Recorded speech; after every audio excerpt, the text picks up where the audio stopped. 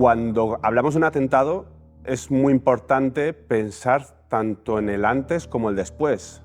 Al final el atentado es un hito, pero que marca el punto de partida de toda una existencia de una familia. Lo que ocurre después entre las cuatro paredes de una casa se cuenta muy poco, pero es lo que queda, ¿no?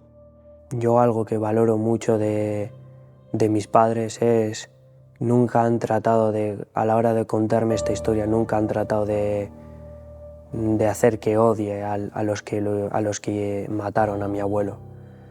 Admiro mucho eso de mis padres, son los valores con los que me he criado.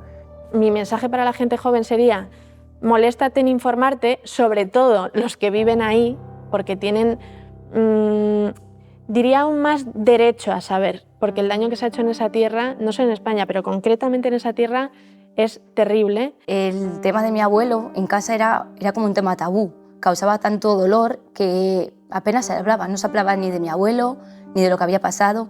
Y muchas veces, tanto mis hermanos como yo, no preguntábamos por él, porque sabíamos el dolor que eso causaba, ¿no?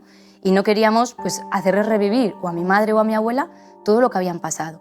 Porque al final yo creo que mi carácter, el de mi padre, el de mis hermanas, el de mi madre, pues han estado tremendamente marcados por estas historias. Y aunque quizá no se hayan vivido en primera persona, no haya habido un atentado en la familia, esa violencia estaba ahí.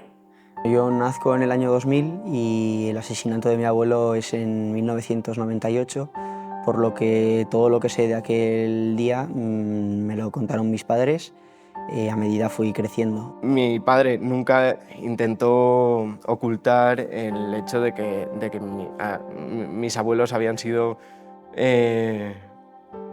objeto de atentados de ETA, y tampoco intentó esconder que habían sido antifranquistas y que por eso a mi abuelo le habían torturado, que habían pasado ambos por la cárcel. Entonces yo toda la vida he vivido ya sabiendo que a mi abuelo le habían asesinado.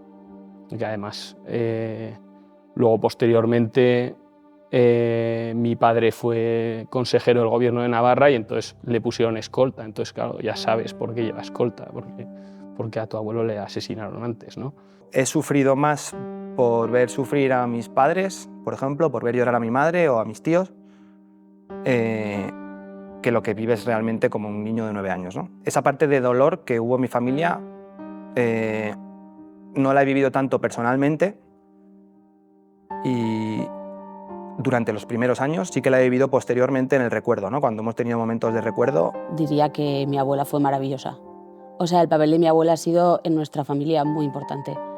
Y mi abuela ha sido alguien muy fuerte que habiendo pasado lo que ha pasado, que tiene que ser algo súper duro, que te arrebaten de las personas que más quieres en este mundo sin poder ni despedirte ni nada, me parece algo horrible, y que haber vivido eso y que siempre haya tenido esa fuerza de sacarnos a todos adelante, de esa alegría y esas ganas de vivir que tenía.